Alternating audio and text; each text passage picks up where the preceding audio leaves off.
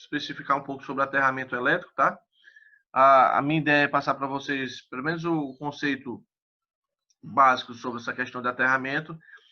Se você quiser assim, se aprofundar com relação ao aterramento, pessoal, existem cursos voltados só para a questão de aterramento, tá? Desde o conceito inicial, qual o conceito de aterramento, quais são as partes que constituem um tipo de aterramento, quais são os tipos de aterramento que eu vou encontrar no meu sistema. E de acordo com essas informações, você vai ver os componentes e você vai realizar o aterramento utilizando esses componentes. Tá? Por exemplo, dentro dos tipos de aterramento que eu posso encontrar um tipo de aterramento utilizando uma chamada solda exotérmica. E a solda exotérmica, logicamente, vai consistir num trabalho que você vai utilizar luva de proteção, óculos, né, bota, toda a vestimenta adequada. Então, é um curso geralmente completo. Eu tenho um endereço de alguns cursos que ministram para essa parte de aterramento. Uma boa parcela são cursos voltados em outros locais, certo? Então, por exemplo, aqui em Fortaleza, eu não me lembro se tem, mas existem outros locais fora daqui que ministram curso voltado para aterramento. Professor, vale a pena? Assim, sempre vale a pena, né, pessoal? Porque tudo é agregar conhecimento. E outra, qualquer trabalho de aterramento que você for realizar, você vai estar preparado para realizar dimensionamento, para saber o tipo de aterramento correto, questão das hastes, comprimento das hastes, a malha a ser utilizada, a seção transversal da malha. Então, eu acredito que sempre vale a pena sim, tá bom? Com relação ao aterramento, vamos lá. Um aterramento elétrico consiste em uma ligação proposital, então você vai realizar uma ligação proposital de um sistema físico, seja ele elétrico, eletrônico ou corpos metálicos, ao solo. É importante que a ciência, que muitos fatores são importantes para que o aterramento funcione com sucesso. É importante demais. Bom, o aterramento ele vai ser um sistema de proteção elétrica. É tanto que, quando você vai utilizar os cabos por detrás de uma tomada, você, obviamente, vai utilizar o cabo fase, que é a linha energizada, a linha viva, você vai realizar a ligação do neutro, e o neutro só vai estar, obviamente, energizado se tiver uma carga ligada a ela. E eu vou ter o cabo de aterramento, que a gente chama proteção elétrica. O termo correto a ser utilizado para isso é o termo proteção elétrica. Pois bem, a proteção elétrica pode estar energizada, esse cabo de aterramento pode se encontrar energizado, mas no momento que ocorrer alguma fuga de corrente voltada para o solo. Porque vamos entender aqui, como é que funciona o nosso regime de tensão. Nós temos o transformador, nós já vimos o transformador. Um exemplo, aquele transformador de distribuição, eu tenho as 4 buchas. A primeira, que é o X0, é o centro da estrela, o centro do fechamento da estrela, em que é aterrado lá no poste. Esse centro da estrela é o neutro que vai para sua casa. Certo? Beleza. Eu tenho ainda o cabo fase, que vai ser uma das fases que vai contemplar o fase neutro, né, os 220 volts da sua casa. Você vai fazer a ligação desse sistema. Alguém vai falar alguma coisa? Ah, não, né? Alguém vai fazer a ligação do sistema de aterramento na sua casa e vai proporcionar uma segurança que, caso ocorra alguma fuga de corrente numa parte metálica, seja lá numa máquina de lavar, ou no forno de micro-ondas, ou numa geladeira, alguma coisa, essa tensão, essa energia, ela vai ser escoada para a terra. Por que eu pego uma fase e levo um choque?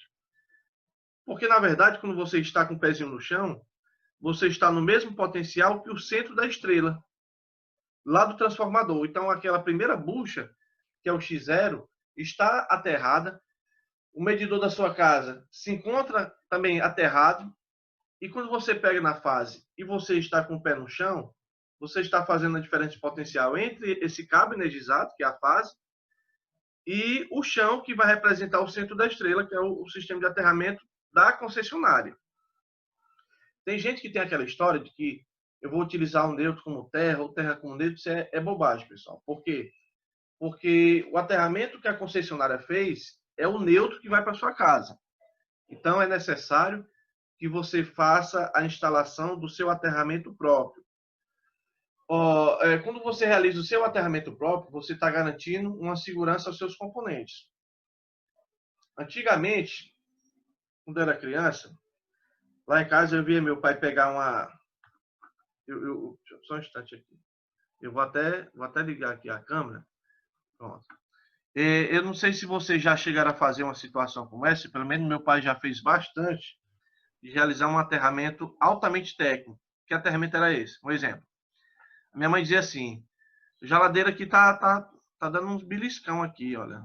Aí meu pai disse assim, aterramento. Eu era criança, eu me lembro disso. Aí ele fazia um baita do aterramento.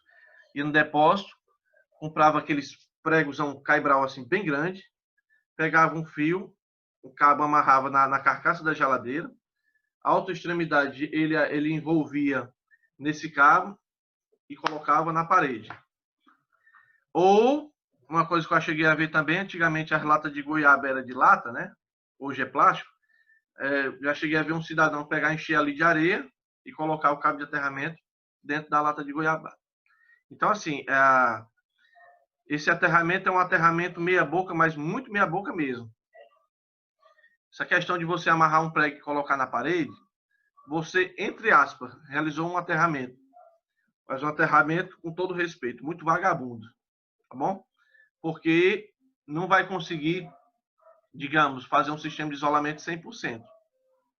A minha ideia, quando a gente vai fazer um trabalho de aterramento, é realmente fazer o que a norma rege, de acordo com o que a norma ela estabelece, que é utilizar a arte correta, utilizar o condutor correto e fazer realmente o trabalho que tem que ser feito.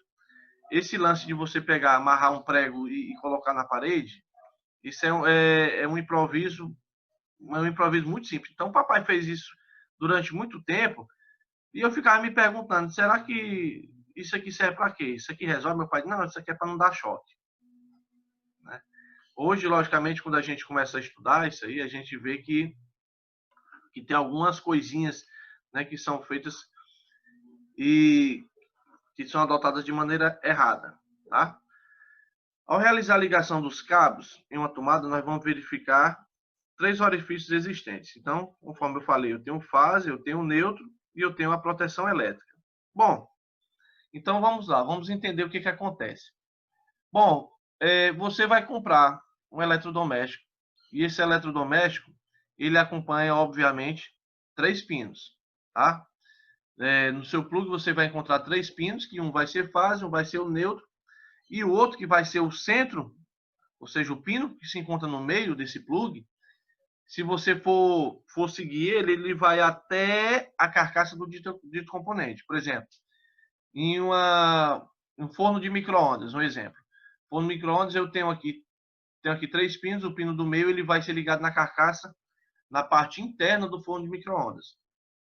Então, alguém aqui, não sei, já deve ter passado por uma situação em que tinha que ligar o eletrodoméstico e alguém ensinou para vocês que tinha que quebrar o pino do meio que resolveria o problema. Não, esse pino do meio não serve para nada, cara. Quebra o pino do meio e pronto.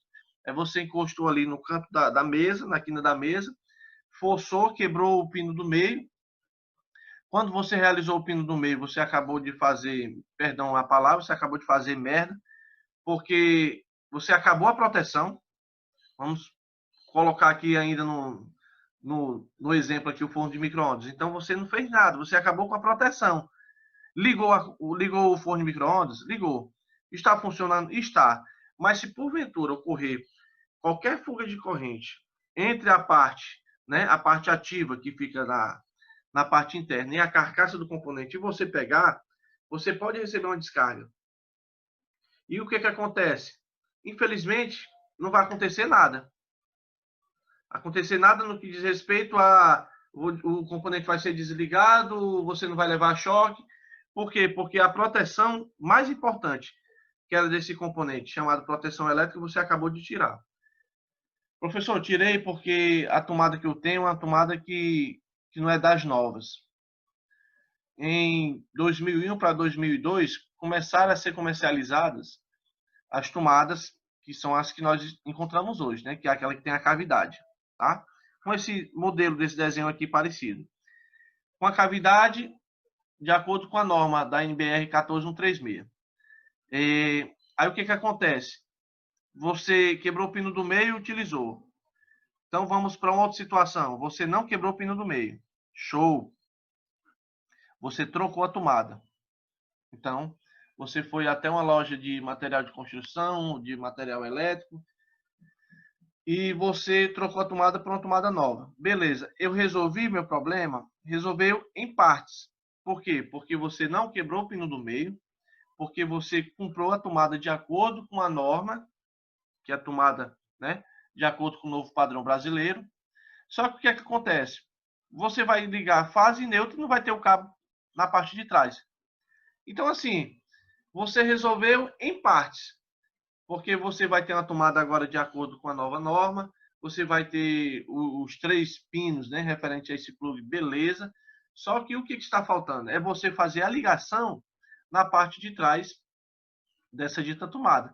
Caso contrário, o que você fez aí foi evitar quebrar um pino, evitar, né, evitar utilizar uma tomada antiga, utilizando a tomada nova e assim por diante. Então, a ideia realmente é que você faça o sistema de aterramento e com o sistema de aterramento uma vez feito, aí você segue o procedimento. Por exemplo, você vai fazer o teu sistema de aterramento no sistema residencial, ou lá no jardim, ou vai colocar lá no quintal.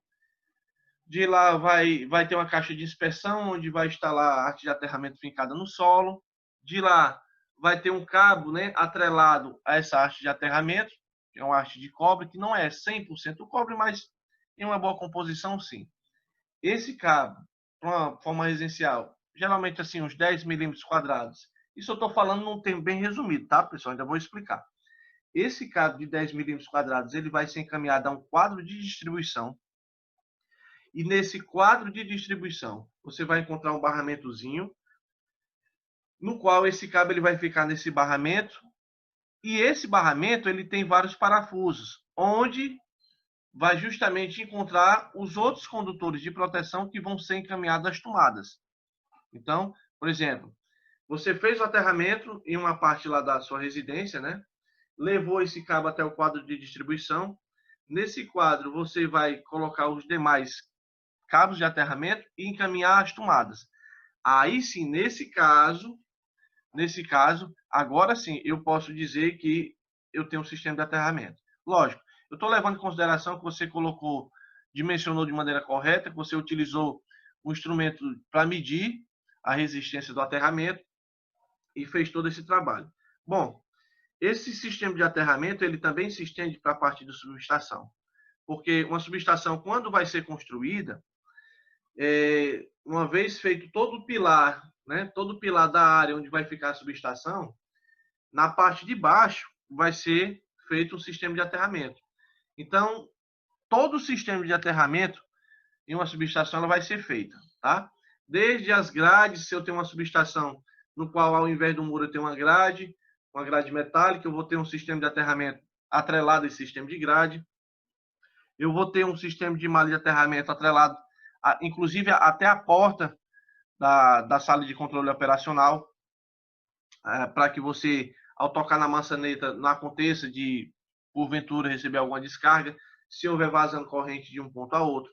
Então, assim, é feito todo o procedimento de aterramento, tá? E é necessário que se verifique o valor dessa resistência de aterramento, tá? Nós vamos entender por quê também, tá bom? Até o presente momento, meus amigos. Alguém tem alguma dúvida? Professor, Pode dizer, amigo. Paulo, nessa ocasião lá do mercado que eu estou fazendo lá, o transformador lá, como eu não tenho espaço para colocar a malha de derramamento no padrão que seria para ser, eu gosto de usar os 21 metros, eu podia colocar ela prolongada, tipo assim, usar só um canto só e enfiar uma na outra e show abaixo, tipo assim, botar umas 4 enfiadas. Com certeza. Poderia, porque assim, um dos fatores que contribui para a resistência de aterramento ser a mais baixa possível, que a ideia é essa, nós vamos entender por quê, é que quanto mais profundo for essa haste, o valor da resistência de aterramento vai ser atrelado a diversos fatores, mas eu vou dar um exemplo.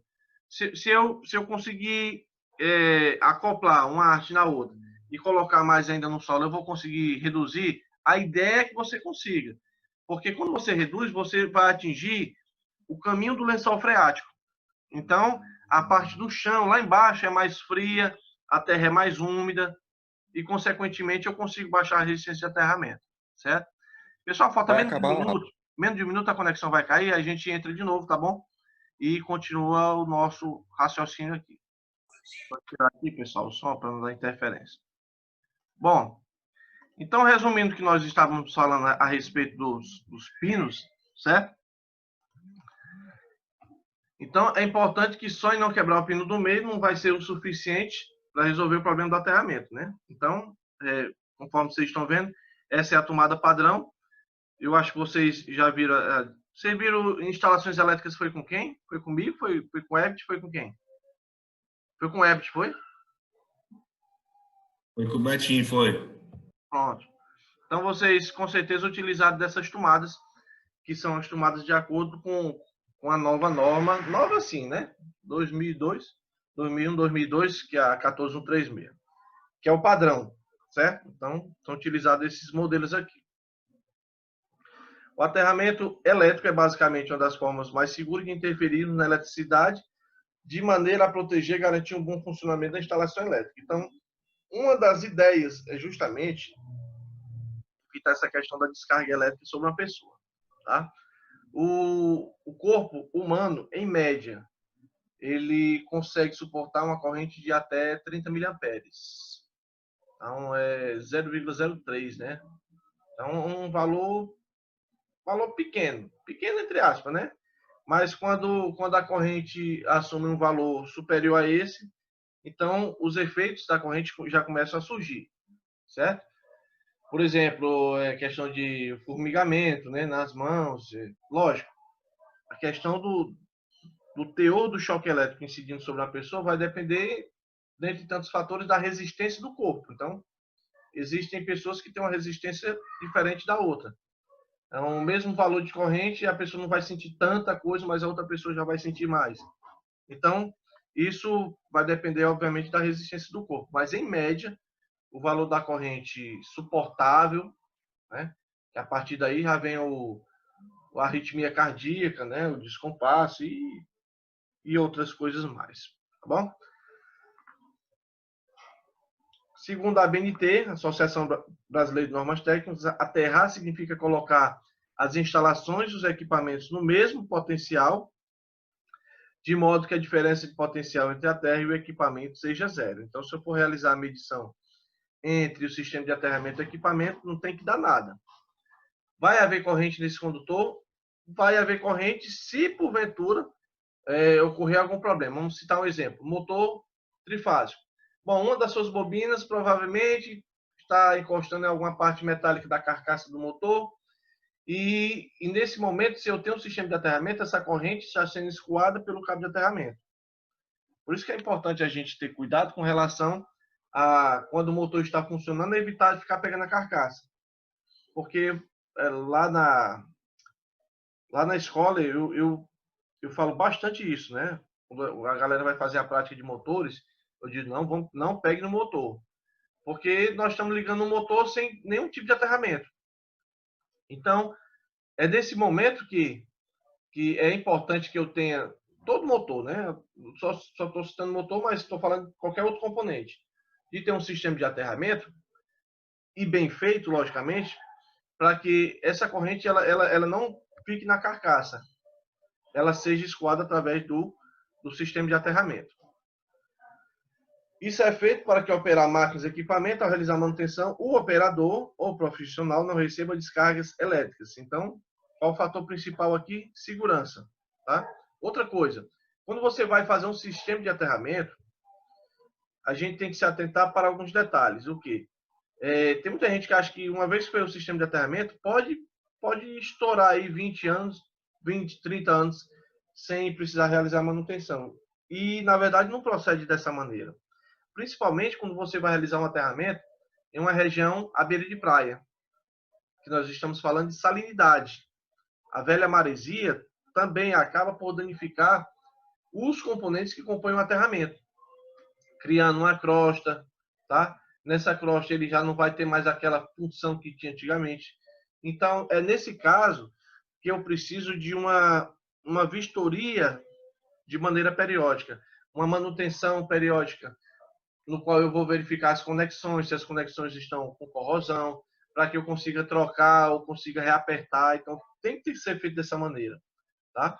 Você faz todo o cuidado, todo o acompanhamento inicial, faz a medição do sistema de aterramento, só que com o tempo, que vai diferenciar, logicamente, de localidade, uma vez que eu vou fazer uma instalação de aterramento na região afastada da praia, o tempo é diferente de eu fazer esse sistema de aterramento na beira de praia, tá bom? Aterrar um dispositivo equipamento está relacionado a interligá-lo com a terra, então aqui é a simbologia, tá? Então, todo equipamento elétrico tem que acompanhar, dentre tantas informações, essa simbologia. Então, por exemplo, motor elétrico, você for comprar, você vai encontrar, sim, essa simbologia referente a um sistema de aterramento, tá? Uma tomada que você vai comprar, você vai encontrar lá em alto relevo duas informações. Um é o neutro e outro é o sistema de aterramento. Se você for comprar qualquer um outro dispositivo, então ele tem por obrigação, de acordo com a norma, indicar a simbologia para dizer que ali é o sistema de aterramento, tá bom? Então, quando nos referenciamos a um dispositivo aterrado, estamos afirmando que pelo menos um de seus terminais estão propositalmente ligados à terra. Quais são os objetivos de ter um aterramento elétrico? O primeiro e o principal, né? A proteção da integridade física do homem, do ser humano, facilitar o funcionamento do dispositivo de proteção, porque uma vez que eu não tenho um aterramento e aquele equipamento está tendo um vazamento de corrente, provavelmente eu estou interferindo no bom funcionamento desse componente, e descarregar cargas eletrostáticas de carcaça de objetos e equipamentos. Eu acredito que vocês já devam ter passado talvez por uma situação onde eu vou pegar no trinco da maçaneta e ter levado, não estou falando de choque, mas ter levado aquele beliscão, tá? Sentir assim um choque, não é um choque, mas é tipo uma descarga, mas assim de um intervalo muito rápido. Em subestações, quando a pessoa vai ter acesso saindo da sala de controle, no qual vai ter lá os cubículos, as baterias, os computadores, tal, o transformador de serviço auxiliar, que ele vai sair da sala de controle, ele vai ter que passar por uma porta. Para passar por essa porta, ele vai ter que pegar nessa maçaneta. Mesmo ele estando com a bota, tá? Logicamente é importante que essa porta ela seja aterrada, tá bom? Então, quem já foi uma subestação ou quem for uma subestação, veja que todas as portas que dão acesso da saída da sala de controle até a subestação, no canto dessa porta, com certeza tem uma malha de aterramento, tá bom? Então tem que ter, principalmente porque eu estou trabalhando vizinho a uma linha de 69 kV ou uma linha de 230 kV, tá? Ou qualquer outro tipo de subestação. Até mesmo a subestação de 230, por exemplo, a subestação que o Paulo ele me enviou umas fotos agora pela manhã, de um serviço que ele está fazendo, eu acredito que seja uma subestação para 13.8. É isso, Paulo? É isso aí, é uma subestação para 13.8 lá, obrigado, né? Então, pronto. Então, uma das coisas que é observado lá, com certeza, é o sistema de aterramento, certo? Tem que ter o sistema de aterramento, porque é justamente para garantir. Eu estou em volta de vários componentes.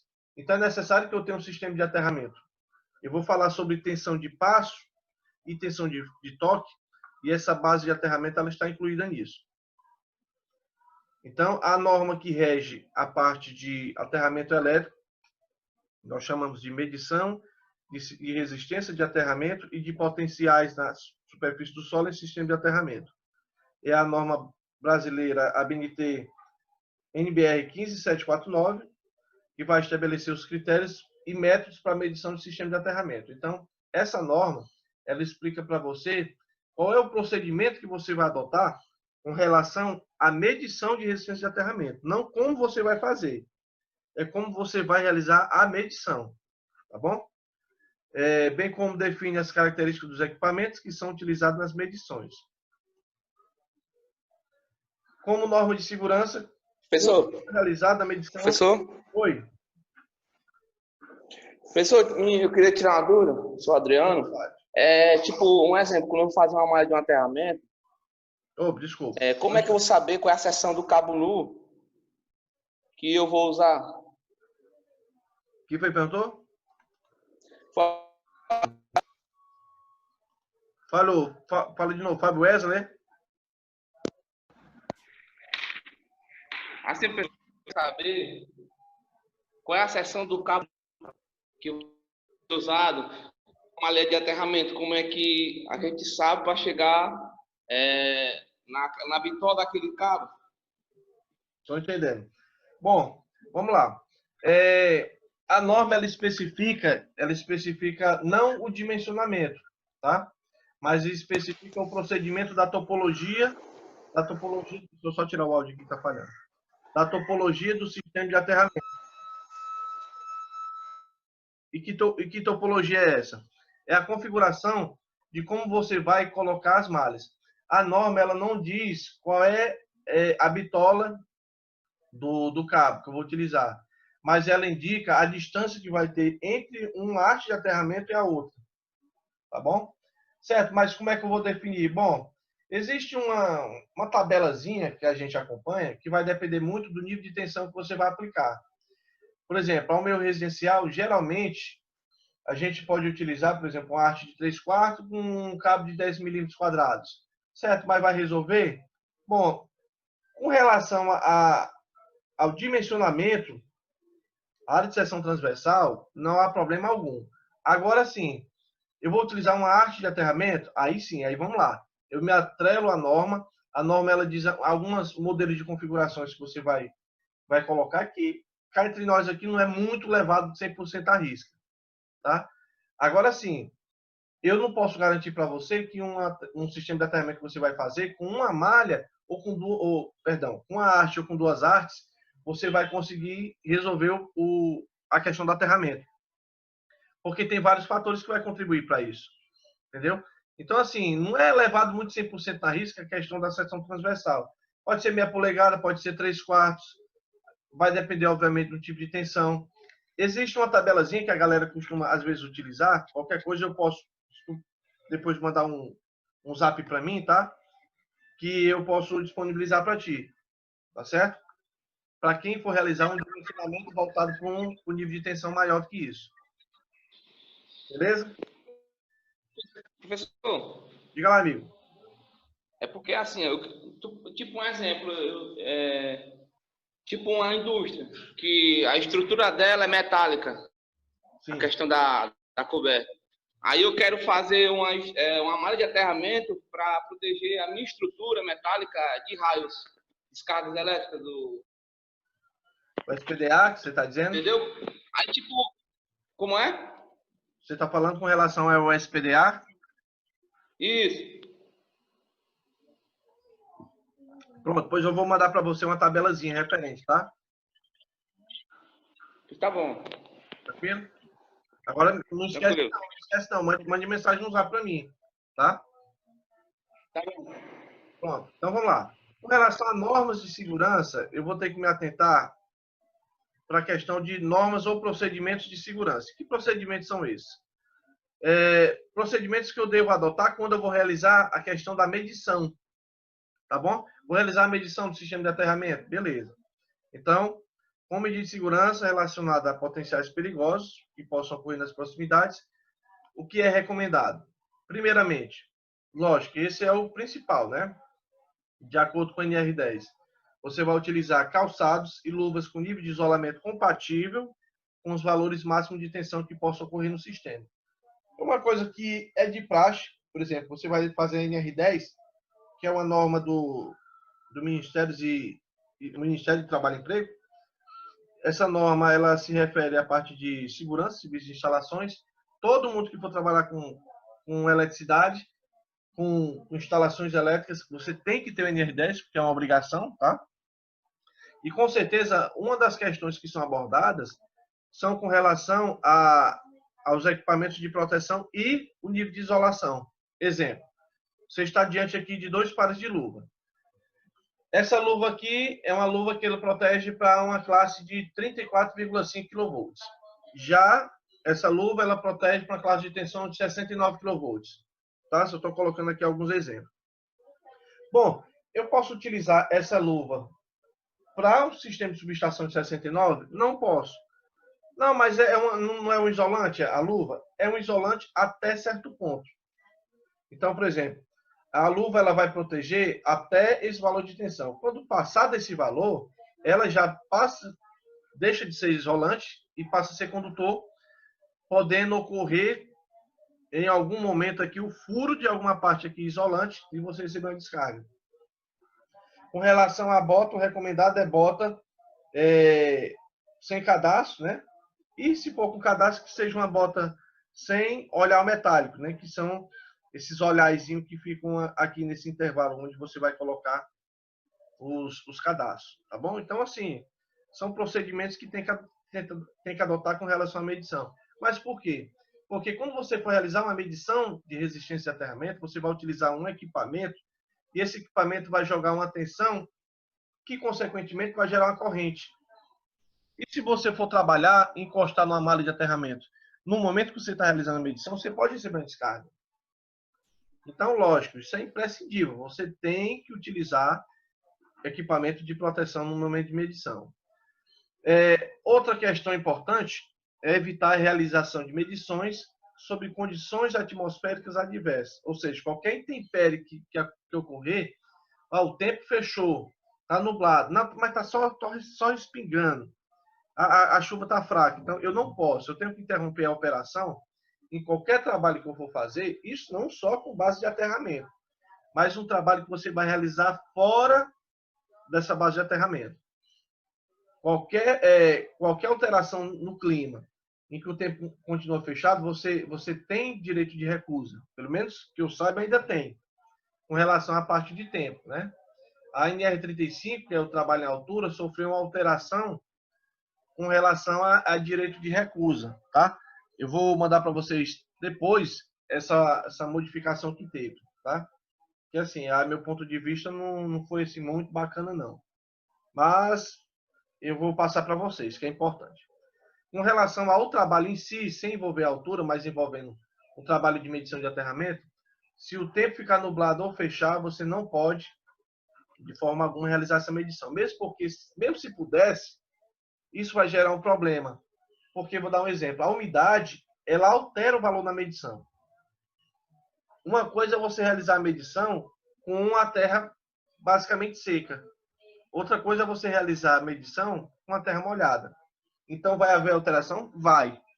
Exemplo, se você realizar a medição, eu tinha falado no início da aula que quanto menor for essa resistência, melhor é para a medição. O valor de aterramento tem que ser mais ou menos de 10 ohms para baixo. A resistência do sistema de aterramento com valor de 10 ohms para baixo. Se você vai realizar a medição, um exemplo, com a terra molhada, você vai, um exemplo, conseguir 6, 7, 8 ohms. Cara, tá show de bola. Beleza, mas quando o tempo secou, quando a terra ficou seca, o valor dessa resistência, ela saiu de 7, 8, que antes estava, porque a terra estava molhada, e passou para 18, 20, 22. E esse valor, ele é inadequado. Porque, vamos dar um exemplo, a corrente, ela vai procurar o caminho mais fácil para poder passar. Se você tem um sistema de aterramento que a resistência é maior que a resistência do seu corpo, a corrente vai procurar o caminho mais fácil, que é o caminho da menor resistência. Então, nesse intervalo de tempo, a corrente, ao invés de passar pela malha para escorrer para a terra, ela vai passar pelo seu corpo. É por isso que eu tenho que manter o valor dessa resistência a mais baixa possível, certo? Aí vamos lá. Evitar que pessoas estranhas ao serviço e animais se aproximem dos eletrodos utilizados na medição. Isso é o que a norma também rege. Então, vai realizar a medição, então você tem que colocar um conjunto de cone, né? Com a fita sinalizada. Não pode, logicamente você também não pode trabalhar só, porque é obrigação de você, né, ter sempre alguém para trabalhar junto com você, ninguém pode trabalhar na parte elétrica só. E principalmente com relação à medição de aterramento. Quando você vai realizar essa medição, você tem que ter um acompanhamento, tá? porque o acompanhamento vai garantir que alguém, evite que alguém se aproxime. Não é que se eu vou me aproximar, eu vou levar um choque, mas se a pessoa tocar naquela malha de aterramento, sob medição, pode receber um choque. O animal, principalmente, que é curioso e sai com, né, com o focinho dele cheirando tudo. Então, assim, a gente tem que deixar essa parte isolada para que eu consiga realizar essa medição com segurança. Digamos que eu fiz o sistema de aterramento, eu quero medir o sistema de aterramento dessa indústria ou dessa localidade. Eu posso realizar essa medição, o circuito estando energizado? É interessante que o circuito esteja desenergizado, para que eu faça essa medição com o sistema de segurança, e depois que eu faço o sistema dessa medição, aí sim, aí eu posso dar o laudo e dizer se o sistema de aterramento está correto ou não. Tá? Bom, com relação a tipos de aterramento, existem 3 tipos básicos do sistema de aterramento segundo a 5410, tá bom? Eu vou explicar um pouquinho sobre eles, mas antes eu quero mostrar... Eu tenho um vídeo aqui, eu vou dar uma olhadinha bem rapidinho aqui, que é um tipo de aterramento que é feito. Eu não sei se vocês chegaram a ver nas minhas aulas presenciais, mas é um modelo de aterramento chamado modelo com solda exotérmica. A solda exotérmica é um tipo de solda que é realizado na conexão do sistema de aterramento, no qual eu posso utilizar para esse sistema de conexão, um sistema mais confiável. Eu posso fincar uma haste de aterramento no solo, eu posso colocar uma conexão e envolver isso com um cabo, com um terminal bonitinho. Só que eu tenho uma maneira mais prática e uma maneira mais segura de fazer, utilizando um sistema de solda exotérmica, que é um trabalho diferenciado, tá bom? Geralmente, para indústrias, subestações, sempre é feito um sistema de solda exotérmica, tá bom? Aguarda só um pouquinho que eu vou dar uma olhadinha aqui, ver se eu encontro para mostrar para vocês, eu acho interessante. Se vocês quiserem ir conversando aí enquanto que eu procuro, é rapidez. Raimundo, fala alguma coisa, Raimundo?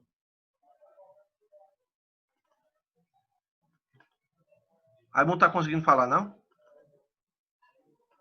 Ô, professor, ele me falou que ele tá com probleminha lá, sabe? No áudio, né? Não sei, é isso. Mas ele falou que tá conseguindo assistir às aulas, só não tá Pronto. conseguindo ouvir assim, entendeu? Pronto, tranquilo, ainda bem. Pelo menos ele tá conseguindo escutar. Deixa eu deixar aqui no ponto. Ele falou que quando ele fala, a gente não ouve, mas quando o senhor tá falando aí da aula, aí ele ouve bem Então, direitinho, pronto. entendeu? Beleza. Sem... Deixar aqui no ponto, pronto. Eu acho que é isso aqui. Deixa eu ver. Pronto.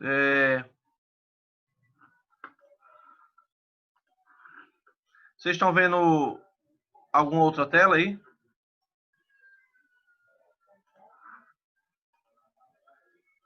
Pronto, vocês estão vendo aí? Só da exotérmica, né?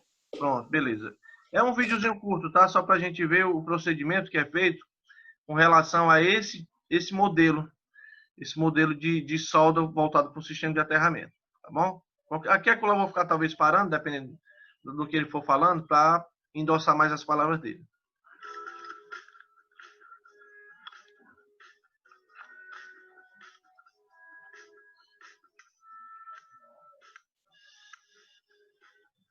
Pessoal, bem-vindos a mais um tutorial aqui no canal da Eletricidade. Hoje a gente disponibiliza mais um vídeo tutorial dentro da série Malhas de Aterramento. Pronto, olha o que ele acabou de fazer. Ele colocou uma arte, tá?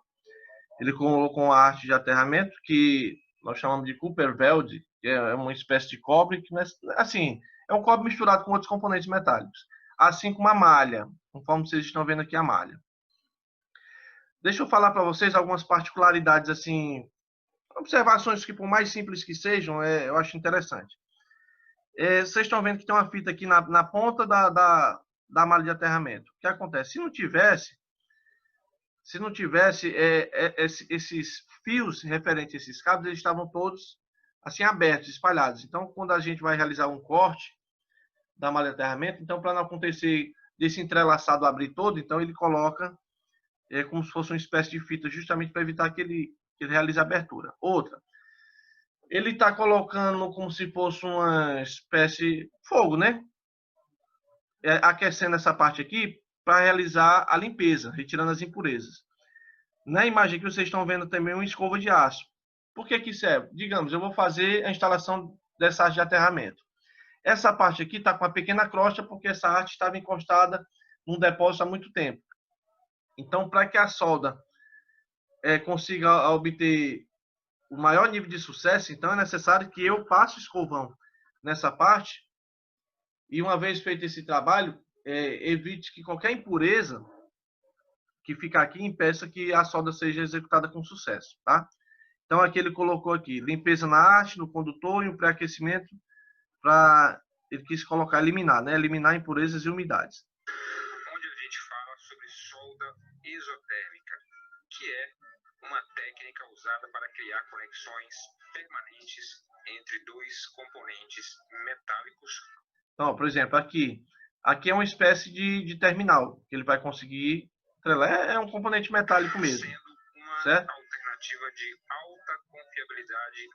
Então, digamos, eu não vou utilizar essa conexão. Então, vou realizar a solda exotérmica. Aqui seria uma opção que eu poderia utilizar. As conexões feitas com conectores Tá? por pressão. Esses conectores por pressão são altamente suscetíveis a falhas por fadiga, corrosão ou frouxidão mecânica, diminuindo drasticamente a qualidade do arranjo e da malha de aterramento. Pronto, só voltar aqui um pouquinho. Deixa eu ver aqui. Diminuindo. Olha, o que ele está fazendo aqui? Para essa arte de aterramento, ele está colocando essa conexão. E nessa arte de aterramento, ó, aqui ele realizou uma solda exotérmica. Ele quis dizer que, com relação à eficiência, a arte de aterramento, no qual tem sido executada a solda, tem muito mais confiabilidade que um sistema de conexão. Porque essa conexão, olha, mesmo que você realize o aperto, então, vou dar até um exemplo para quem já trabalhou com isso. Sabe que esses componentes geralmente são bem delicados. Se você aperta até sair leite, então acontece até desse componente, que ele é tipo uma espécie de bronze, ele quebrar. Como já aconteceu comigo várias vezes. As primeiras vezes eu apertava, ele começava a trincar. Então você não pode apertar muito. Uma trepidação pode acontecer dessa porca começar a folgar, mesmo que você consiga utilizar uma porca autotravante. A corrosão ela pode assumir aqui muito mais rápido que se fosse utilizar na solda exotérmica. Então, assim, eu só vou utilizar um sistema de conexão desse modelo se realmente não haver nenhuma possibilidade de realizar a solda exotérmica. Drasticamente a qualidade do arranjo e da malha de aterramento. Hoje nós vamos fazer uma demonstração aqui com o passo a passo de uma soldagem de uma haste de aço capa weld com um condutor de cobre, mas tudo de forma muito didática, já que isso aqui não é realmente um canteiro de obras. Vamos lá então, pessoal? Para fazer essa demonstração aqui, a gente vai utilizar esse molde aqui, que é a gente chama de cadinho isso aí. Um molde de grafite. Esse molde é do tipo CR2, que é um molde aí. Aí, segundo a norma, pessoal, eu encontro modelos, tá bom? Modelo de cadinho utilizado para o sistema de solda. Então, por exemplo, se for comprar no depósito, um exemplo, eu quero com derivação. Aqui, olha, aqui esse CC2 que vocês estão verificando, ó, vai passar direto aqui uma malha só e tem uma derivação no qual você vai colocar uma malha aqui. Então, eu tenho que utilizar o modelo que eu vou utilizar da malha de aterramento em qualquer lugar, subestação ou indústria. Eu tenho que utilizar de acordo com o modelo o tipo de cadinho correto. Então, por exemplo, esse aqui, ele está vindo um cabo direto, mas eu estou tendo um encontro aqui de 2 condutores, né? 2 cabos de aterramento. Aqui não, aqui eu só vou fazer um prolongamento. Então aqui eu vou utilizar um outro tipo. Então são modelos a serem utilizados. Aqui na figura que vocês estão vendo aqui à direita, na parte de baixo, é o modelo, tá bom? Para haste capa weld. Esse aqui, olha, aqui é a representação da haste e a malha que vai passar direto. polegada e cabos de cobre com seção transversal de 50 milímetros quadrados. Outra coisa, você pode encontrar no mercado a malha de aterramento, que é o cabo de aterramento, ou em polegadas ou em milímetros, tá bom? O cadinho desse molde tem capacidade para 115 gramas de pó exotérmico. Então, olha aqui, o cabo foi colocado, aqui a malha, a haste de aterramento, né, que já estava fincado, e ele colocou aqui o cabo de aterramento, que a gente fala cabo, mas é aquele cabo realmente, não é um cabo que nós estamos acostumados flexível, tá bom? Mesmo porque ele vai receber uma temperatura altíssima nessa solda. Então é necessário realmente que seja aquele cabozão robusto e nu, né? Que é aquele que não tem um revestimento. Então ele vai ficar encostado sobre a haste de aterramento para realizar a solda. Aqui ele vai colocar o pó, que vai ser o composto responsável por realizar a queima e um intervalo de segundos, tá bom? Para realizar essa solda. E essa engenharia aqui que a gente está mostrando, ela apresenta algumas características muito úteis. Em primeiro lugar, e ao contrário dos componentes unidos por pressão, que são esses que a gente está mostrando aqui, o método por solda exotérmica forma ligações moleculares permanentes entre os materiais e não se soltam com o tempo e nem se oxidam, garantindo condutibilidade elétrica uniforme e não costumam apresentar aumento de resistência elétrica ao longo do tempo, sendo, portanto, prescrita pelos padrões da indústria para uso profissional em sistemas de aterramento e SPDA. Como é de praxe, antes de começar o processo, é muito importante que a gente faça aqui uma preparação e que todos os materiais e moldes envolvidos nessa operação estejam completamente secos para evitar o acúmulo de vapor que poderia fazer com que o material quente fosse projetado para cima do executante da atividade, aí, provocando aí o vapor. Vou dar um exemplo. Se tiver gordura, tanto na parte da malha como na parte da haste, às vezes pode acontecer de realizar a solda e quando terminar de realizar essa solda, quebrar. Ou outro fator, como esse componente vai receber uma temperatura muito alta, então pode acontecer de, assim que terminar de soldar, você querer tirar logo o componente cadinho, ele ainda está no processo de redução de temperatura e quebrar, e você tem que fazer de novo. Então, assim, quando é feito esse processo, então você espera ali uns 10 segundos para depois você tirar, certo? Acidentes. Por isso, a gente precisa fazer uma limpeza com essa escova de aço aqui, limpando essa haste, tirando toda a sujeira, todas as crostas, também fazendo uma limpeza no condutor, além de passar um pincel aqui no molde e fazer um pré-aquecimento aqui nesses caras todos, para eliminar impurezas e umidade, até mesmo porque... Pessoal, eu já trabalhei muito com o sistema de aterramento, confesso a vocês que eu nunca utilizei esse fogozinho aqui para retirar impureza, não. O trabalho que a gente fazia era realmente com escovão, né, para realizar a limpeza, mas, assim, eu não utilizei e não me lembro realmente de ter visto alguém, assim, ao vivo, trabalhando, utilizando isso. É correto ou incorreto? É correto. Mas se eu não utilizar, vai ficar ruim a minha solda? Não, não vai. A única diferença é que ele está querendo, assim, garantir realmente que não vai existir nenhuma impureza nesse intervalo. Essa reação entre os óxidos de cobre e alumínio vai haver um desprendimento muito grande de calor. Esse pré-aquecimento só é necessário a primeira vez que você for utilizar o molde no dia. Depois disso, muito provavelmente, qualquer umidade que esteja por ali já foi para o espaço, tá? Uma outra vantagem da solda exotérmica é que ela pode ser usada com vários tipos de ligas metálicas, como cobre, aço carbono, aço inox, inclusive metais mais raros aí, como o nióbio, por exemplo. Existem vários modelos, vários desenhos de moldes, mas esse cara aqui é dedicado para haste de aço capa weld de 5/8 e cabos com seção transversal de 50 milímetros quadrados. Seguindo aqui o passo a passo, a gente vai fixar bem o molde juntamente aí com todos os elementos a serem soldados. E nesse passo aqui você deve também vedar bem esses furos aqui para mitigar a perda de energia e principalmente evitar que o metal fundido escorra para fora do molde. Uma observação. O cadinho ele tem um tempo de vida útil. Se você deixar assim, utilizar muito ele, com o tempo, logicamente, devido à temperatura alta, essas partes aqui, que é justamente a passagem das malhas, e essa parte de cima, ou seja, qualquer parte onde vai haver a conexão da haste da malha, vai abrindo, né? É por isso que, geralmente, quando o cadinho está ficando muito velho, a gente coloca uma quantidade de massa em volta, porque realmente vai escorrer. A temperatura vai chegar tanto que vai fundir a malha com a haste. Então, o que acontece? Para evitar justamente que ele escorra, a gente coloca justamente esse tipo de massinha que fica aqui em volta.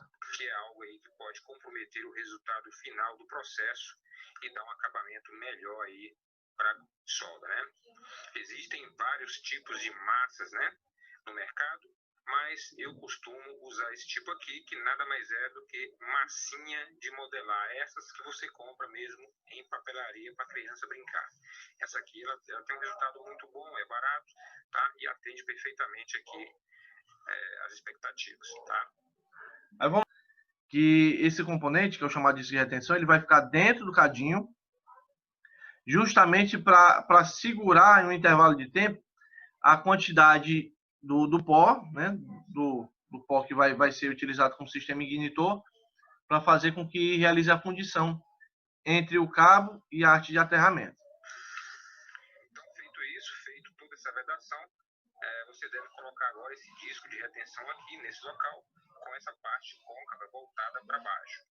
A função desse cara aqui, que é feito de aço estanhado, é permitir que o composto exotérmico fique retido ali no cadinho até atingir a temperatura adequada para fundir os condutores e se solidificar aí rapidamente. Tá? Aí o que acontece? Quando chega na temperatura, aí pronto, aí desmancha o disco e desce por completo, né? Isso com a temperatura muito alta.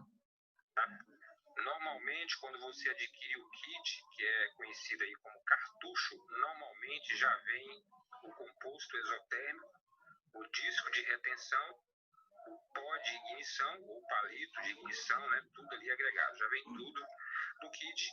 E isso é muito barato, extremamente barato isso aqui, tá? Um molde, ele custa entre 100 e 300 reais, aí dependendo do fabricante. E esse kit aqui, ele custa algo em torno de 15 a 20 reais, né? E os alicates, esses acessórios todos utilizados são também extremamente baratos, algo em torno de 30 a 50 reais, podendo inclusive já vir junto com o molde, tá? Ok, então o passo seguinte é agitar bem aqui o conteúdo da embalagem, que tem 115 gramas de pó exotérmico, que é exatamente a quantidade que cabe certinho aqui nesse cadinho aqui, tá? Por que o camarada balança tanto esse envelope? Porque é justamente para homogeneizar os componentes que tem dentro, entendeu? Como são vários componentes, então é interessante que você realmente balance para misturar eles e eles consigam realmente obter mais sucesso. Existem outras quantidades, mas para o nosso caso aqui, essa é a quantidade ideal.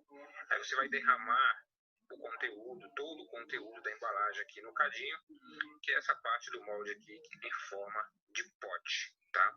Depois disso, você coloca aí o agente ignitor, que pode ser uma pólvora, ou no caso desse kit aqui que a gente está mostrando, um palito ignitor, que tem a função de fazer a ignição, já que o composto precisa de pelo menos 400 graus para iniciar a combustão. Outra coisa, quando você vai realizar esse trabalho, você tem que estar oposto ao lado justamente que vai começar o fogo. Então você, por exemplo, eu não posso acender o fogo estando desse lado, logicamente, porque o fogo vai se espalhar para cá. Um intervalo de tempo rápido, questão de segundos, tá bom? É questão de segundos. Normalmente, isso não pega fogo com fósforo ou com lança-chamas, né? Porque não tem a temperatura necessária. Por isso que é importante você ter o agente de ignição aí, para poder... Outra coisa, ele está utilizando esse maçaricozinho, mas você pode utilizar muito bem esse acendedor se ele permanecer um fogo constante e você simplesmente encostar aqui nesse palito ignitor. Depois você tira. Esses 400 graus iniciais aí para começar a reação, tá? Eu particularmente gosto muito desse palito ignitor porque, diferentemente de outros sistemas de ignição que podem explodir no momento da sua ignição, ele pode também levar riscos ao executante da atividade, né? Esse palito aqui é uma solução ecologicamente correta e não possui elementos que possam levar riscos à saúde e ao meio ambiente. Eu gosto muito disso aqui. Então, quando você acende aqui o palito ignitor, ocorre aí um processo. Esse processo é um processo em cadeia, que tem duração de 3 a 5 segundos, que faz com que a temperatura do cadinho chegue a picos de aproximadamente 2.000 graus, né? Configurando aí. Vocês viram ali o tempo, né, que ele falou? Então é rápido mesmo, questão de segundos eu consigo realizar essa solda. Uma reação exotérmica que tem como metal resultante uma liga de cobre que vai se fundir à haste e ao cabo de cobre novo que a gente está utilizando aqui.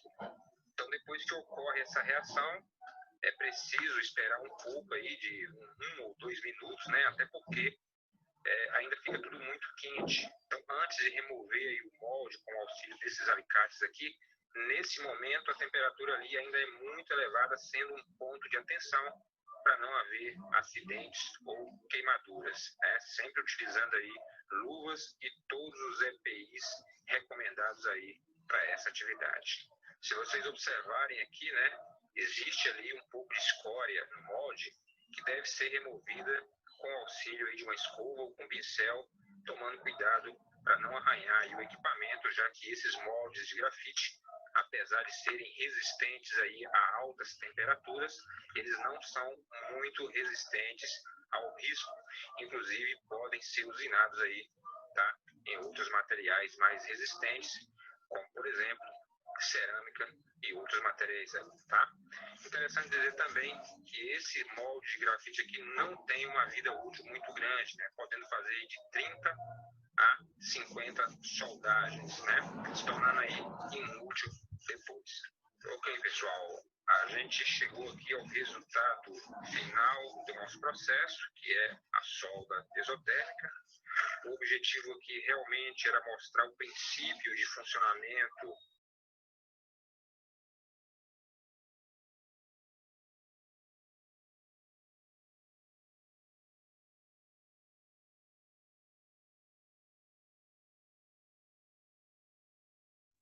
Travou aqui pra mim. Parou o vídeo. caixa de inspeção. Cadê o professor, mano? Né? Isso aqui é mais para um efeito didático. Então, a gente está chegando aí ao final desse vídeo e caso você tenha interesse em saber mais sobre soldas exotérmicas, deixe aqui seus comentários. Certo? Só acho que tem uma falhazinha da internet. Acho que foi... A internet tá instável, por isso que está tendo essa falha de comunicação. Mas vocês conseguiram ver mais ou menos como é feito o procedimento?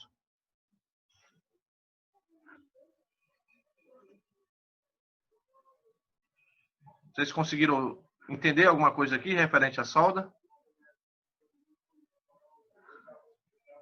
Alexandre, Tony, Fábio?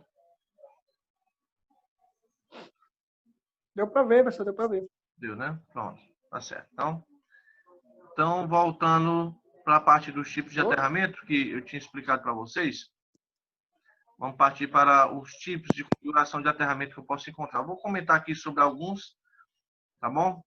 Alguns de uma maneira mais específica aqui. Então, de acordo com a 5410, se você se atentar para a norma, vai existir alguma...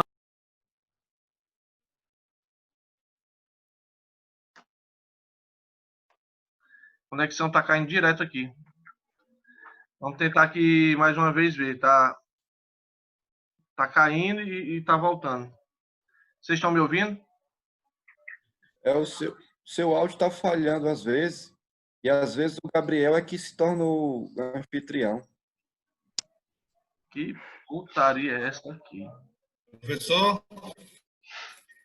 Essa semana agora deu uns problemas no Zoom, não era na internet, era no próprio aplicativo. Isso. Certo. Oi. Paulo.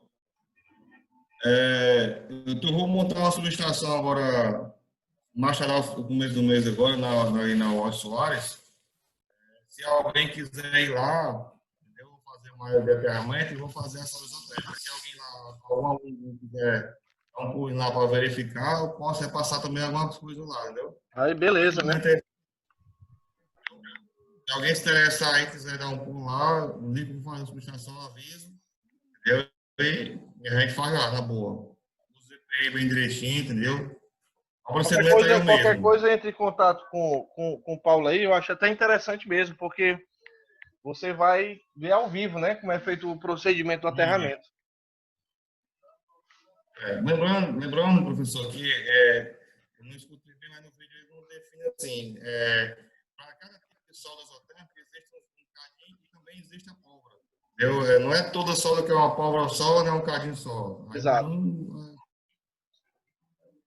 Pronto, então pronto. Aproveitando essa deixa aí, quem quiser aproveitar, isso eu estou levando em consideração quem não está trabalhando. Porque tem alguns companheiros, né, que ainda estão no regime normal de trabalho, não podem, né? Mas levando em consideração aqueles que tiver essa oportunidade, é uma oportunidade boa. Tá certo? Show, Paulão, show, seu cara. Então vamos lá, continuando, pessoal, deixa eu ver aqui a parte que nós falamos sobre o tipo de aterramento, né? Então, começando sobre os tipos, especifiquei alguns aqui. Então, vou falar aqui sobre esse primeiro, que é o sistema. Peraí, deixa eu só tirar aqui, pessoal. Só cortar aqui o som para não dar interferência. Bom, o primeiro que nós temos aqui é o sistema TN. É representado, pessoal, o tipo de alimentação através das letras, tá? Essas letras têm significado, tá bom? Esse primeiro que corresponde aí diz que possui um ponto da alimentação diretamente aterrado, sendo as massas que a gente fala tipo carcaça, tá bom? Ligadas a esse ponto através de condutores de proteção. E esse esquema possui 3 variantes de acordo com a disposição do condutor de neutro e do condutor de proteção. Vamos lá. Com relação à letra, como é que eu vou definir? Nós falamos de simbologia, né? Então, a gente analisa a primeira letra, a gente analisa a segunda letra ou outra letra que pode existir. No caso, por exemplo, a primeira letra, né? Vai ser a situação da alimentação em relação à terra. A letra T vai representar um ponto diretamente aterrado, tá bom? A letra I, que eu posso encontrar também nesse sistema, diz que a isolação de todas as partes ativas, tá bom? É relacionada à isolação de todas as partes ativas em relação à terra, ou então em relação ao aterramento através de uma impedância, que aí já seria um outro sistema, né? Está diante de componentes eletrônicos, tal, e assim por diante. Já a segunda letra vai ser a situação das massas da instalação em relação à terra. Quais são? No caso, sendo a letra T, que também eu posso encontrar, vai ser a massa diretamente aterrada, independente do aterramento, tá bom? Ou de um ponto de alimentação. Das massas ligadas diretamente ao ponto da alimentação, se fosse a letra N. Que em corrente alternada, o ponto normalmente aterrado é o ponto neutro, né? Que já é o que causa, às vezes, confusão. Com relação a... Eu posso utilizar o neutro para fazer o aterramento com neutro, coisa parecida. Com relação às outras letras que eu posso encontrar, isso depois do tracinho, vai ser a disposição do neutro e do controle de proteção, tá bom? Se for a letra S, vai ser a função do neutro de proteção, tá? Segurado por condutores que vão estar separados. Ou C, que vai ser a função do neutro de proteção combinada com o condutor apenas. Passando aqui o slide, nós temos o sistema TNS, certo? Sistema TNS.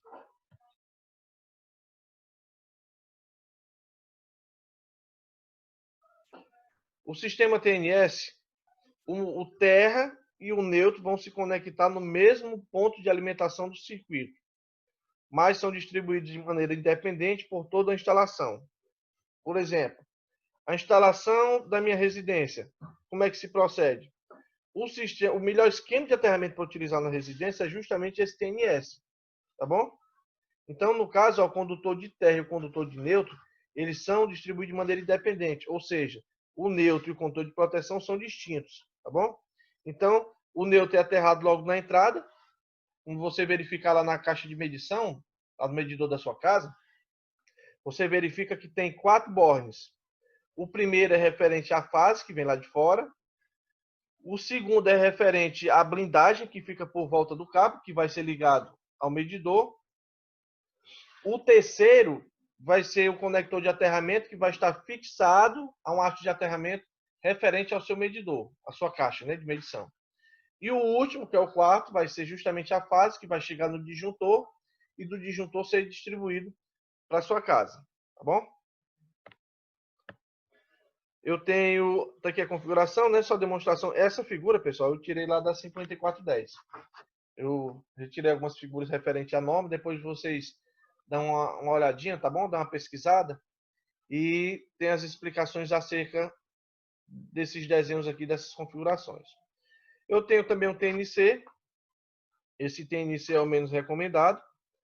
Esse sistema tem um fio de terra e o neutro conectado no mesmo ponto de alimentação e são distribuídos no mesmo condutor. Então, eu, particularmente, eu não me lembro de ter trabalhado com esse modelo de configuração. Tá bom? Então, lembrando que esse C vai ser a função do neutro e de proteção combinada num único condutor.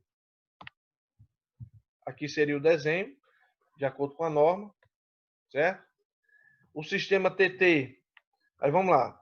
O T é um ponto diretamente aterrado e na segunda letra o T vai ser as massas diretamente aterradas. Considerado o modelo mais eficiente, tem uma arte própria de aterramento. No transformador, é como no modelo de tomada de 3 pinos. O terceiro pino é conectado ao aterramento, garantindo que cada aparelho ligado na tomada possa ser aterrado. Aqui seria a configuração também de acordo com a NBS 5410. Certo? Vamos falar aqui um pouquinho sobre tensão de passe e tensão de toque. São 2 termos que a gente utiliza bastante quando a gente vai realizar um sistema de medição de aterramento voltado para a subestação. Quando a gente faz esse serviço, pessoal, a gente tem que verificar essa tensão de passe e tensão de toque. Beleza, mas o que seria isso? A tensão de toque vai ser a tensão entre o pé e a mão, que vai tocar uma massa metálica energizada. Por exemplo, você pegou na maçaneta da porta referente à sala de controle. Essa porta, ela é condutora. Geralmente é uma porta de alumínio. Então, você vai pegar na maçaneta metálica. Então, para que não ocorra o problema de você tocar em alguma parte energizada, isso eu estou falando de subestação, mas eu posso levar em consideração qualquer outro local, uma fábrica ou indústria. Para não acontecer de você encostar nessa parte e receber a descarga, nós fazemos esse trabalho de tensão de toque, tá bom? Então, a tensão de toque vai ser a tensão entre o pé e a mão, que toca uma massa metálica energizada em relação à terra, tá bom? Ou seja, qualquer falha de isolamento que ocorrer no sistema. Já a tensão de passo vai ser justamente a tensão que surge, ou seja, a diferença de potencial entre os 2 pés da pessoa que está percorrendo um local. Voltado para a subestação, o que se é recomendado é que quanto maior for o valor de tensão, o intervalo de passos que você vai ter que dar na subestação tem que ser o mais curto possível. Por exemplo, eu não posso... Logicamente, ninguém vai dar passos muito largos, né? Quando a gente for fazer nossas caminhadas aí no interior da subestação. Mas, assim, o passo curto é porque quando você abre muito intervalo, você vai abrir uma diferença de potencial entre os 2 pés. Isso eu estou levando em consideração que aquele ponto que você pisou ali se encontra energizado, com alguma fuga de corrente. Tá bom?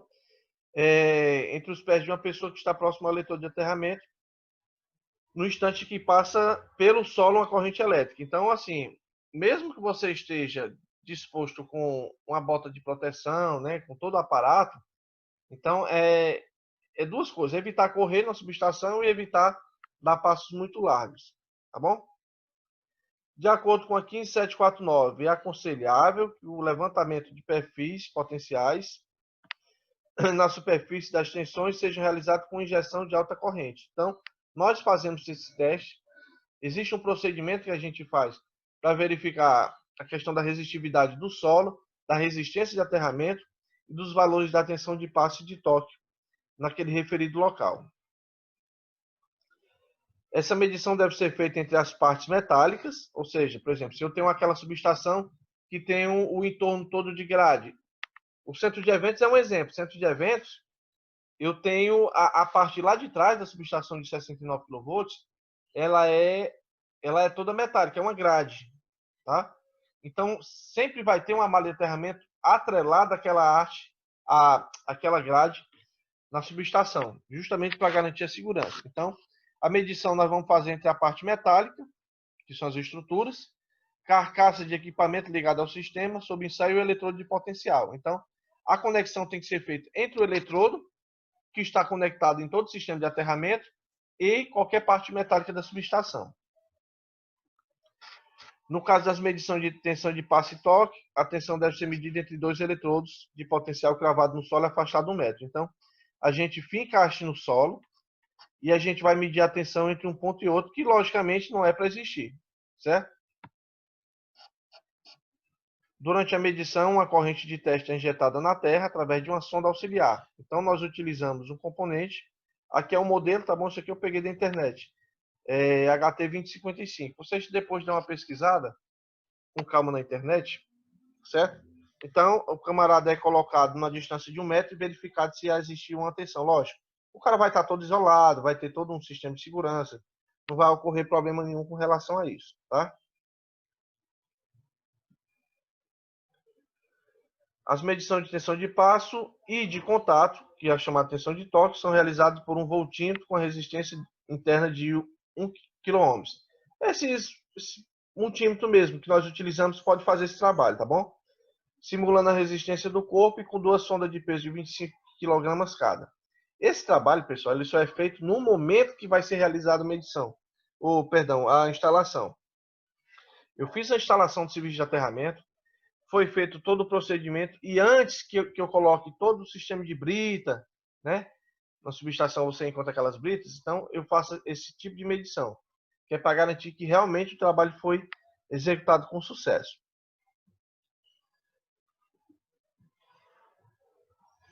Aí vamos lá. Método de resistência de aterramento, que é o chamado método da queda de potencial. Então, vocês estão vendo aqui 3 aparelhos que na verdade são praticamente a mesma coisa, que é o terrômetro. Esse primeiro aqui, na imagem que vocês estão vendo à esquerda, é um terrômetro analógico, muito bom por sinal, certo? Trabalhei muito com terrômetro analógico, nunca tive nenhum problema com relação a isso. Lógico, não só ele, com qualquer outro aparelho, né, elétrico que a gente vai realizar para medição, tem que passar por um sistema de calibração todo ano. Então, por exemplo, um terrômetro desse, anualmente, a gente tem que levar para um laboratório, e o laboratório vai fazer o sistema de calibração, para manter realmente de acordo com os parâmetros de segurança. Essa imagem do centro aí se refere a um terrômetro um pouco mais barato que esse digital. Esse terrômetro, acho que ele está custando em volta de R$ 1.200, R$ 1.500. Ele é o mais em conta, tá? Existem modelos analógicos muito bons de se trabalhar que está na casa dos R$ 4.000. Tá? Infelizmente, é a única coisa que, assim, que me impediu de comprar mais equipamento elétrico de medição é justamente o preço, que é muito caro. E essa outra imagem à direita é referente a um alicate terrômetro. Então, eu vou realizar uma medição de aterramento, levando em consideração a locais onde eu não posso ficar no solo para realizar essa medição. Certo? Até então, pessoal, alguma dúvida? Não, professor, tranquilo.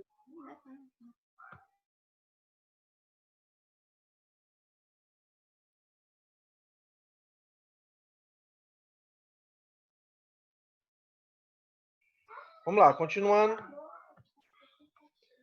Esse método consiste basicamente em fazer circular uma corrente através de uma malha de aterramento. É por isso que eu tinha comentado sobre a questão da norma de segurança, para verificar justamente a aproximação de pessoas no momento da medição, porque quando vai se injetar uma tensão, vai gerar uma corrente. Nessa corrente, no momento da medição, isso é só no momento da medição, tá?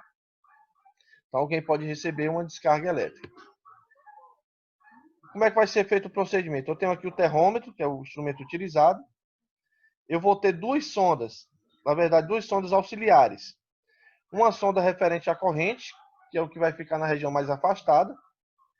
Geralmente, eu acho que é padrão, tá bom?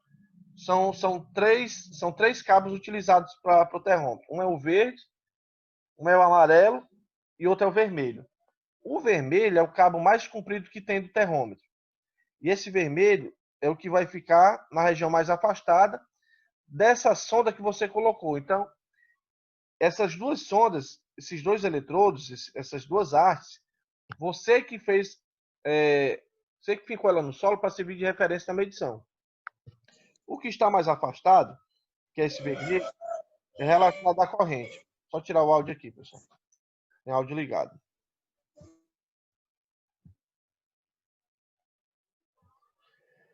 Esse segundo, ele é o amarelo. Esse amarelo é relacionado à tensão, tá bom? Então, eu vou ter o terceiro, que vai ser justamente o local do aterramento. Então, digamos, o aterramento foi todo feito, a arte foi toda colocada lá no ponto, e esse cabo, que é de cor verde, tá? Vai ser esse vai ser terra em inglês, tá aí.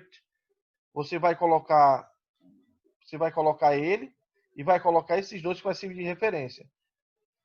Obedecendo à primeira lei de Ohm, que resistência vai ser igual a tensão sobre corrente, vai ser injetada uma corrente, então eu vou ter corrente, vou ter tensão nesses dois pontos. O sistema vai trabalhar de acordo com esse cabo verde aqui, de aterramento, e o display vai apresentar o valor da resistência no momento que você está efetuando essa medição. Tá? Existem alguns fabricantes, pessoal, que adotam um procedimento que, assim, eu não sou muito de acordo, que é quando o valor da resistência... Vou falar resumidamente o que eles querem dizer. Quando o valor da resistência não estiver assim, muito satisfatório e tal, você pode molhar a base de aterramento que o valor vai baixar. Realmente isso acontece. Quando você vai realizar a medição, se você colocar água lá na haste de aterramento, o valor da resistência vai baixar. Só que eu não vou manter aquela haste molhada, aquela base da terra ali molhada toda a vida, entendeu? Então, logicamente, a terra vai secar e a resistência vai subir novamente. Quais são os fatores que podem contribuir para um aumento da resistência ou para o aumento da resistência de aterramento? Se eu ficar mais haste no solo, por exemplo, eu fiz a medição deu 50 ohms. 50 ohms não está de acordo com o que a norma rege. A norma diz que tem que ser um valor muito baixo. Então, 5 ohms, 6 ohms, 7, 8, até 10 ali estourando. Se o valor está muito alto, ou você coloca mais hastes no solo, tá? Porque você vai aumentar mais hastes e vai conectar a malha sobre essas hastes. A tendência é que a resistência diminua. Outra coisa, o procedimento que pode ser adotado. Deixa eu ver aqui. Quando você tem uma resistência muito ruim da terra, porque, logicamente, a terra não oferece o mesmo valor de teor, né? Se você for fazer a medição de aterramento aqui, na minha região aqui, tem um valor. Se você for fazer numa região praiana, tem outro. Existem locais em que, mesmo você aumentando a quantidade de hastes, você não resolve a situação. Outra situação que o Paulo comentou, agora há pouco tempo, nós vamos comentar agora que a conexão vai cair. Quando cair, a gente conecta de novo, tá bom? E eu vou explicar uma outra maneira que eu tenho para aumentar, para reduzir o valor dessa resistência. Já estamos pertinho, tá? De finalizar.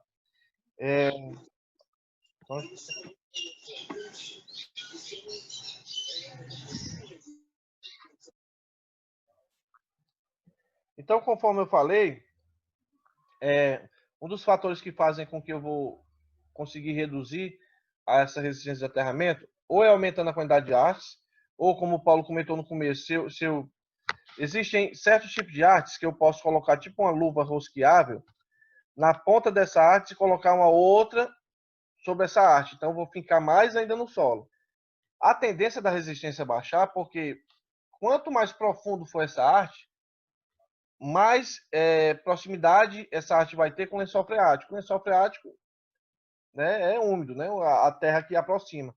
Então, a tendência é fazer com que o valor dessa resistência baixe. Agora, se mesmo assim você estiver numa região, isso eu estou falando é a parte mais crítica, onde realmente não tem como baixar, então baixa muito pouco. Então, existem casos que a pessoa retira uma boa parte dessa terra e coloca outra terra sobre esse local.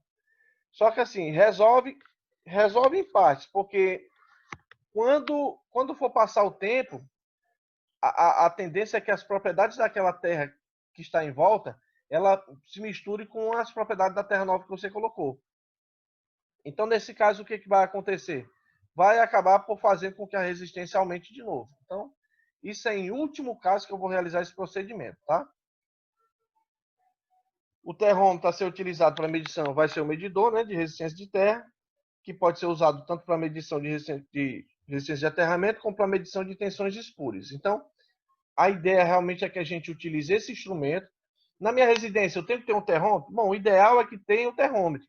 Se você não tiver um terrômetro, tem gente que utiliza um velho quebra-galho, né, que é fincando a arte no solo, colocando uma lâmpada para o sistema de fase e outro para o sistema de aterramento. Só que assim, eu não acho assim tão 100%, porque eu vou verificar a questão de luminosidade, entendeu? Então, o correto realmente para a gente realizar uma medição de resistência de aterramento, seja uma residência. Com subestação nem se fala, né? Porque na subestação você vai ter que entregar o laudo, então você vai ter que utilizar, logicamente, o terrômetro e o terrômetro com o certificado de calibração atualizado. Ainda tem isso, né? Entre as aplicações, podemos destacar a medição da resistência em indústrias, edifícios, aí seria essas informações, tá? O exemplo disso é a utilização para medir sistema de para-raios. Existe uma norma voltada para sistema de proteção contra descargas atmosféricas, que é a NBR 5419, tá? Ela na sua alteração da sua norma, ela aumentou tanto a quantidade de páginas que teve que ser dividida entre 4 partes. Então, essa norma que se refere a descargas atmosféricas, ela tem 4 partes, tá bom? Tranquilo, pessoal? Deixa eu fazer agora... Tranquilo.